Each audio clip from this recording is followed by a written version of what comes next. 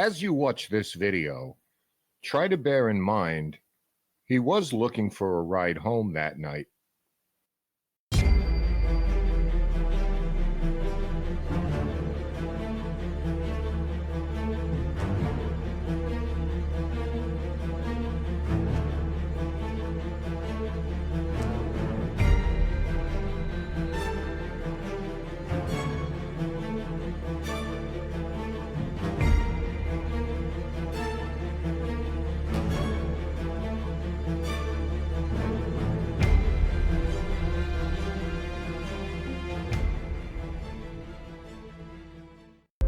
In the quiet town of Exeter, New Hampshire, a night of routine police patrol turned into something shocking.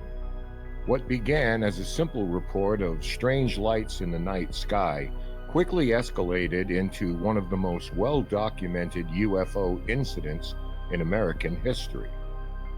Was it a secret military experiment, a trick of the eye, or something truly otherworldly? Let's dive into the chilling details of September 3rd, 1965, and explore the evidence behind the infamous Exeter UFO incident. The first encounter of the Exeter UFO incident occurred around 2 a.m. on September 3rd, 1965, when Norman Muscarello, an 18-year-old high school graduate, was making his way home to Exeter from his girlfriend's house in Amesbury, Massachusetts. Muscarello had been hitchhiking along Route 150, a rural road lined with farmhouses, fields, and stretches of woodland. Because it was late at night and traffic was minimal, he had no luck getting a ride and was forced to walk the last several miles home.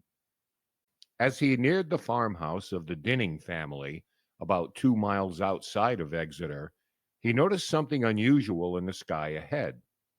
A group of 5 intensely bright red lights was moving in an erratic pattern above a field near the road. The lights appeared to be hovering in formation, sometimes shifting position, but staying clustered together. Muscarello later described the lights as being brilliant red, much brighter than airplane navigation lights, larger than typical aircraft lights, and arranged in a loose arc or semicircle, and completely silent, with no engine noise or hum, despite their apparent size. As he watched the lights move toward him, gliding in a smooth but deliberate motion, the way they shifted suggested that they were attached to a large structured object, though in the darkness, Muscarello couldn't make out a definite shape. As the lights approached, the field around him became illuminated in a reddish glow, making it clear that whatever was in the sky was large and close to the ground. Feeling a sudden wave of fear, Muscarello instinctively dove into a ditch beside the road, trying to hide from the object. He later said he felt as though the lights were tracking his movements, as if they were aware of his presence. At one point, the light swooped down low over the field before suddenly reversing direction, moving away from him at an incredible speed before stopping and hovering again. Realizing he was alone and vulnerable, Muscarello scrambled out of the ditch and ran toward the nearest house, the Dinning family's farmhouse, pounding on the door in desperation. However, the Dinnings were asleep and did not answer. With no response from the house and the strange light still visible, Muscarello decided to run toward the main road in search of help. Eventually, a passing motorist picked up the terrified young man and drove him to the Exeter police station, where he burst in at 2:30 a.m., still visibly shaken, and told officers what had happened. He was described as being genuinely distressed, not someone playing a prank or seeking attention. At the station, Officer Eugene Bertrand, a veteran policeman, took the report seriously, partly because he had encountered a similar sighting earlier that evening. Before encountering Muscarello, Officer Bertrand had responded to an unrelated call. A woman had pulled over on Route 101 near Exeter, claiming she had seen a large silent object with bright red lights hovering over a field. She told Bertrand that the object frightened her so much that she refused to drive past it, and she had stopped her car on the roadside, visibly shaken. At the time, Bertrand reassured the woman that there was likely a logical explanation for what she had seen, perhaps a military aircraft from nearby Pease Air Force Base, and stayed with her for a few minutes until she felt comfortable enough to continue driving.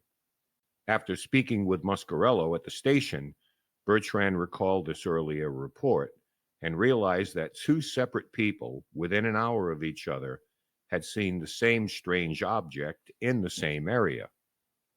This led he and Muscarello to return to the location together, where they would experience the most dramatic sighting yet. When both arrived at the location, everything seemed quiet. The area was mostly open farmland, with a few scattered trees and fences. Bertrand parked the police cruiser on the roadside, and both men stepped out. The officer used his flashlight to scan the area, looking for anything unusual. After a few moments, they began walking into the field, moving cautiously toward the area where Muscarello had seen the bright red lights. Bertrand was still somewhat skeptical, but he was keeping an open mind, considering what the young man had described. Suddenly, without warning, the lights reappeared, with five intense red lights blinking into view above a stand of trees at the edge of the field. They were arranged in a structured pattern, pulsating in sequence.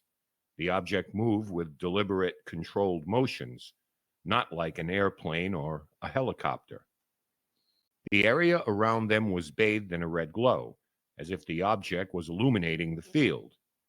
As Bertrand later described it, the lights were so bright that they lit up the trees and even the grass beneath them. The pulsing effect gave the impression that whatever was up there was alive or intelligently controlled. The UFO then began moving toward them, gliding silently over the field. It descended within 100 feet of their position, making no sound. The way it moved suggested it was a solid, massive craft, though its exact shape was hard to define in the darkness. Yet it casted shadows on the ground, making it clear that something large was blocking part of the sky. At this point, Bertrand realized they were not dealing with a conventional aircraft. Muscarello, already terrified from his initial encounter, grabbed Bertrand's arm, urging him to get back to the car. As an Air Force veteran, Bertrand had seen plenty of aircraft, but this was different. He later admitted he was shaken by the encounter. Despite his training, he had no idea what he was looking at. He reached for his service revolver, but after a moment, he decided against drawing it. What good would a gun do against something like this? Instead, Bertrand made the rational choice to call for backup. He quickly radioed for assistance, requesting another officer to join them at the scene. Officer David Hunt, who was on duty nearby, responded to the call and arrived at the scene within minutes. When Hunt arrived, he saw Bertrand and Muscarello standing in the open field, staring upward, visibly shaken. Hunt immediately asked what was going on. Bertrand pointed to the sky and said, "Look for yourself."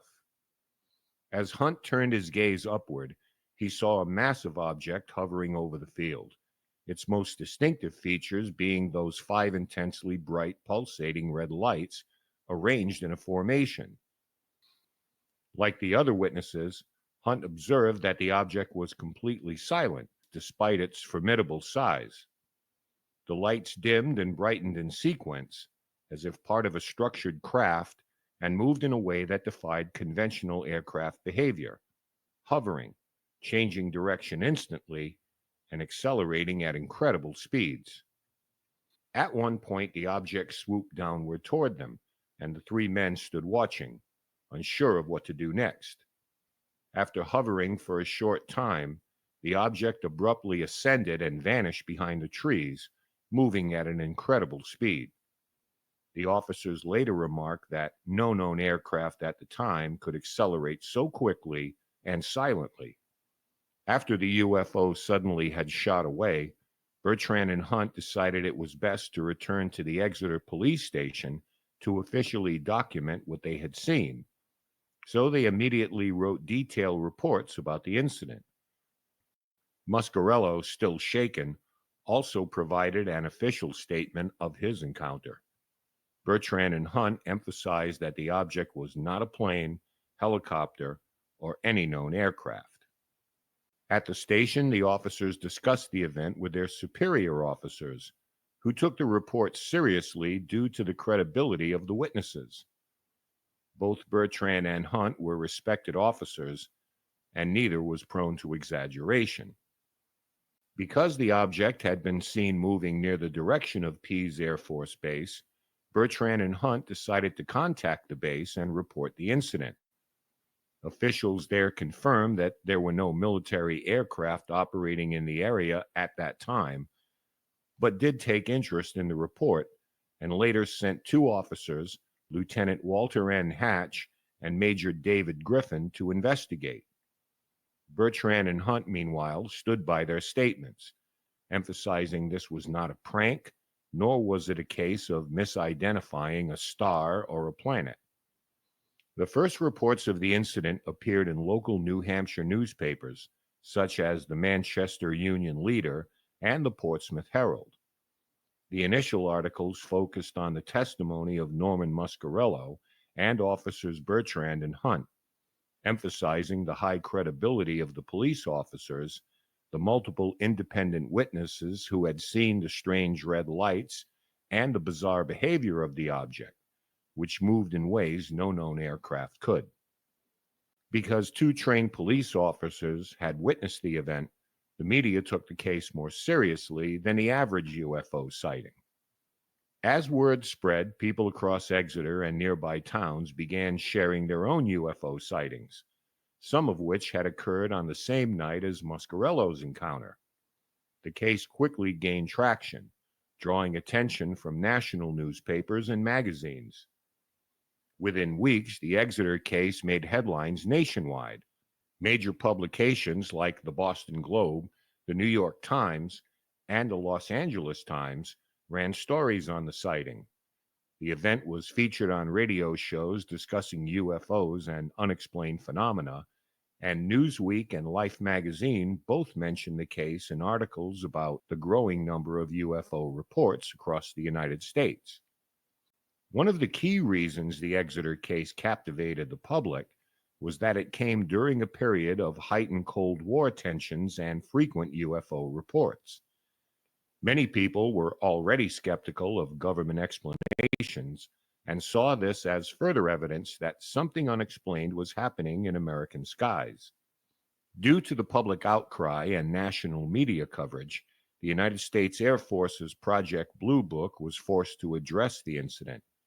Initially, the Air Force dismissed the sighting as a misidentified military aircraft, specifically a KC-97 tanker conducting refueling exercises.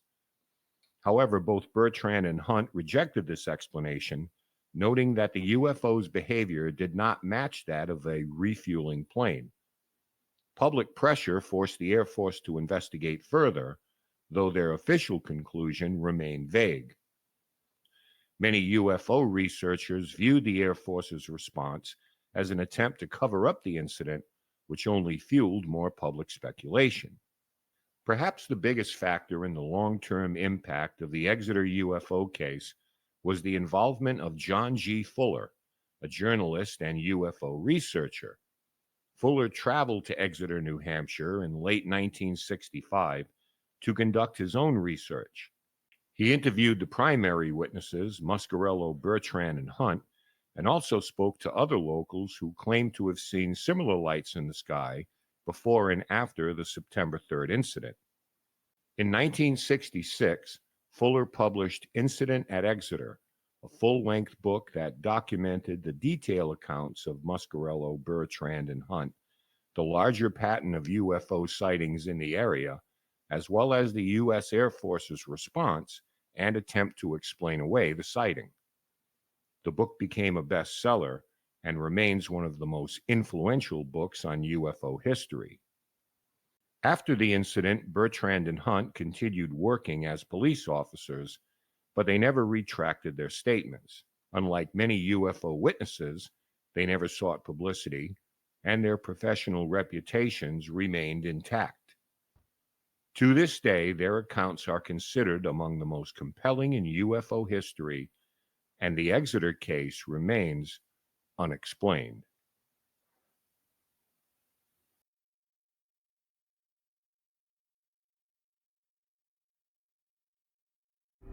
The Exeter UFO incident remains one of the most intriguing and credible encounters in UFO history. With multiple witnesses, including trained law enforcement officers, describing the same mysterious craft, the case continues to spark debate and fascination. Was it an experimental aircraft, a mass illusion, or did something beyond our understanding actually visit this quiet New Hampshire town that evening? What do you think really happened that night in 1965? Let us know in the comments below.